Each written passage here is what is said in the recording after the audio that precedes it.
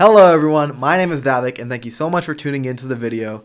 Today, I wanted to talk about the PS5 versus the Xbox Series X because of course, the new generation of consoles is almost here and there's some really key differences that I wanted to highlight in some main categories that define each console, and I also wanted to talk about my thoughts for the new console generation because it's been a long 7 years since the PS4 came out and the Xbox One came out, so definitely it's super exciting, and yeah, let's go into the video.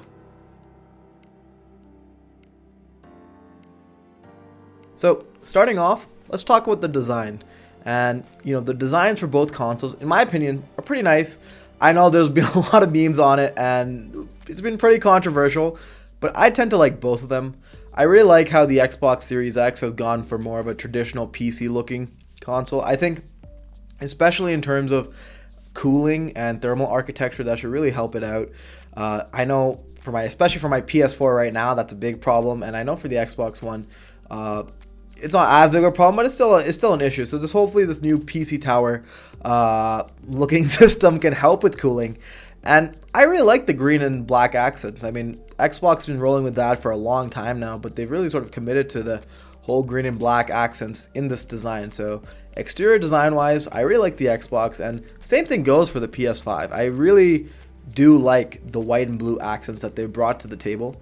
I know a lot of people have been comparing it to a Wi-Fi router, and fair enough, but at the same time, I like how they went bold with the new design. They try to go futuristic with it, and of course that can be controversial, but in my books, I really tend to enjoy it. But the biggest thing I'm a little bit concerned about for the PS5, which I touched on before, was the thermal architecture. And that's one thing with the PS4 right now that's a big problem. I know my PS4, whenever I start playing any games on it, sounds like a jet engine. And of course, I can go and clean the PS4 and everything like that. But even then, it's definitely still an issue. So I prefer the PS5's looks to the Xbox Series X. But at the same time, if Xbox Series X has better cooling overall, I would much prefer that type of design than necessarily the PS5 design, because I think for myself, that's really important.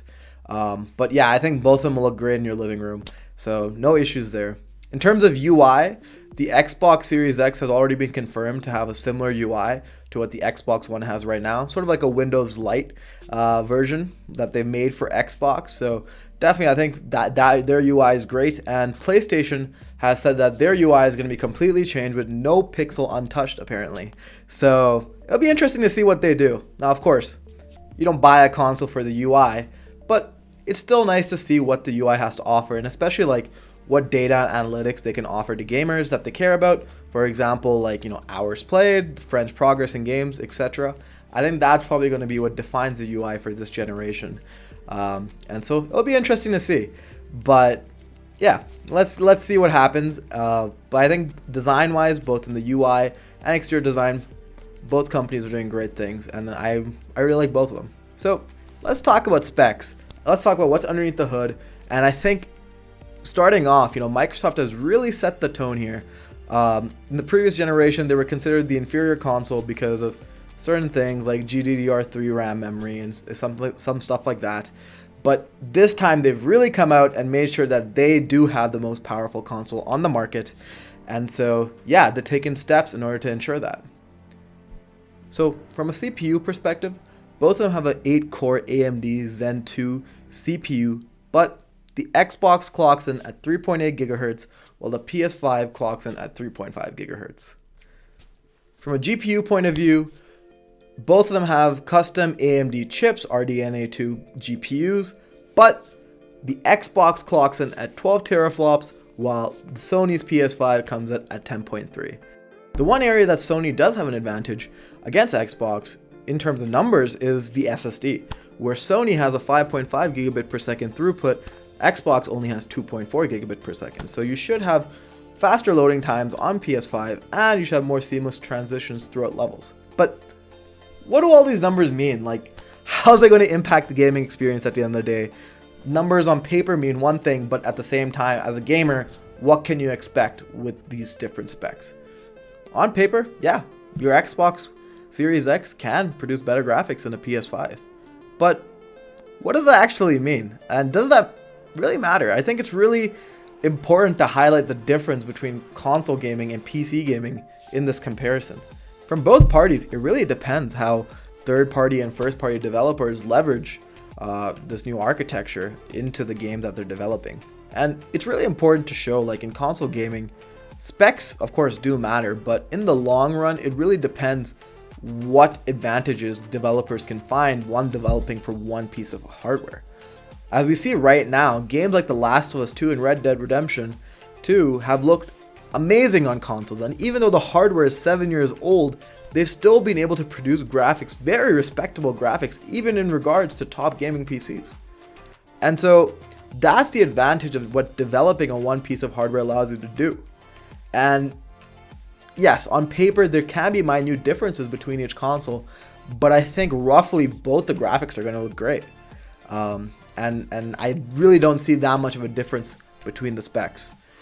Now, yes, I think what could be really interesting is, with the SSD, how do first-party developers at Sony take advantage of that? That could be really interesting. But I think from a third-party point of view, like if you're going to hop on and play a game of football or play a game of basketball, it's really going to look the same. And if you are super, if specs is the reason you're going to choose one console over the other, you're probably better off looking at gaming PC, where you can customize each spec to your liking, and really go to that top end if that's what you prefer. Because that's not what consoles are meant for.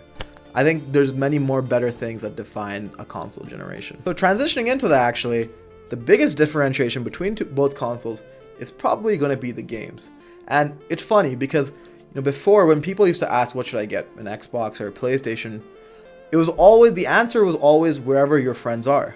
But with this generation of consoles, with crossplay becoming more and more of a pertinent thing in most games, that's actually not true anymore. It actually comes down to the exclusives that the console has and what game library it offers you.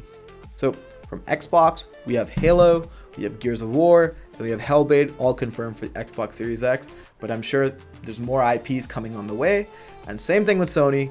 We already have Ratchet & Clank, Spider-Man, and Horizon confirmed for the PS5, but with the extensive library that Sony has, no doubt there's a lot more games under development right now. With the previous generation of consoles, the PS4 and Xbox, it's not too controversial to say Sony definitely won this race with exclusives, but Xbox has been investing a lot more money into different studios, so it will be interesting to see what games they're able to develop. I think they should definitely focus on making the same quality games that Sony does, because that's probably the biggest advantage that Sony has right now. Their exclusives like The Last of Us, Uncharted, Horizon, God of War, and so many more have really sold a lot of PS4s, and those studios look poised to keep making those impacts in the PS5 generation. So it'll be really interesting to see how Xbox responds, and we've already seen them invest a lot of money into studios and confirm backwards compatibility with the Xbox Series X and Xbox One games, Xbox 360 games, and Xbox games, which should help grow the fan base for their exclusive games and at the same time offer a nice big library to a lot of people. I know right now with Sony, PS4 has been confirmed, but there hasn't been any more confirmation of any other backwards compatibility. So that's definitely an advantage that Xbox has. An interesting point to highlight is that the Xbox Series X, all the exclusives there are actually going to come to gaming PCs. And that really raises the question. Of course, it's a good thing because those exclusives can reach to a larger fan base, but at the same time, it really asks the question that why wouldn't you get a gaming PC instead of an Xbox Series X? And of course, the next factor I'm going to talk about after this section is a big consideration into that. But at the same time, especially on Sony's point of view and Nintendo's point of view, a lot of people buy their consoles for the exclusives.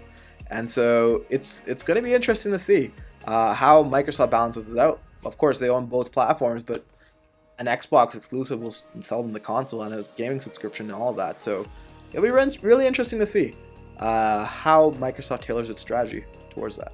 And actually, relating to that point, one really interesting strategy that Sony has been, tinkering with right now and trying out is they're actually releasing Horizon Zero Dawn, which was exclusive for PlayStation 2 PC.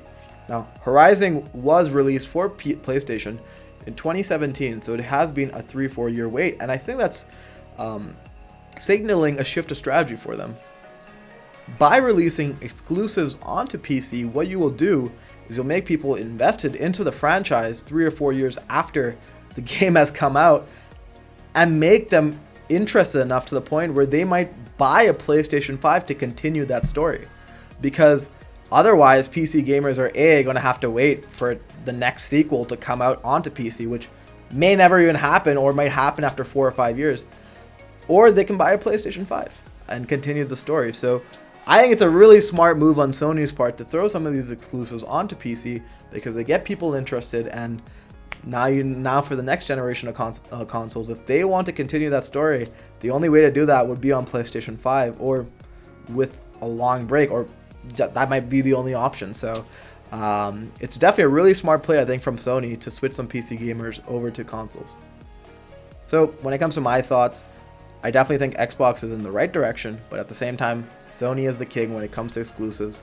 Their games have been bought throughout the world, and I know for myself, I have spent way too much money on them, and I continue to keep spending money on them as well. And that's probably one of the biggest reasons that I'm going to stick with the PS5, just because those exclusives are just too great for me to leave behind. And so, yeah, let's see how Xbox does, though. I would not be surprised if there's some really great exclusive games that come to Xbox that make a lot of people switch the other way. And all of this culminates down to the most important part about buying a console, which is the price. That's one of the biggest reasons why people buy consoles, because you can get great gaming PC specs for a cheaper price than you would with a gaming PC. Because Sony and Microsoft are both mass manufacturing the console in one spec, they can bring the price down for those parts, and at the same time, they actually take a hit every time you buy a console. You're taking a loss because they make up that money from subscriptions like Xbox Live and PlayStation Plus, and from exclusives that you'll buy from their platform.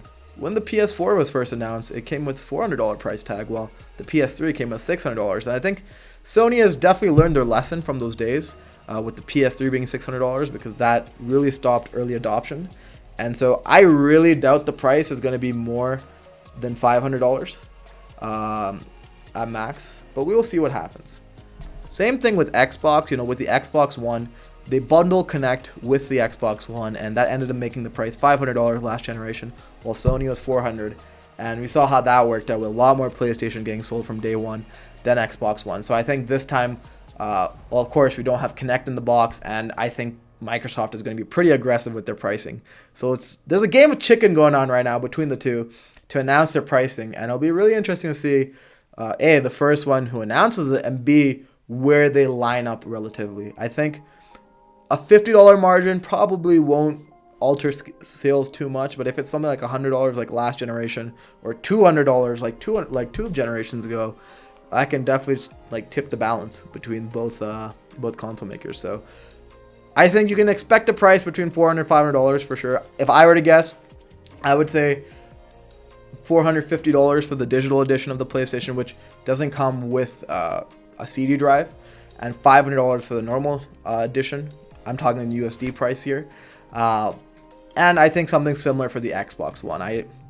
Maybe to undercut Sony, they'll put their base console at $450 even with the CD drive, but I really doubt that they're going to go too different, and it's just going to be the same price.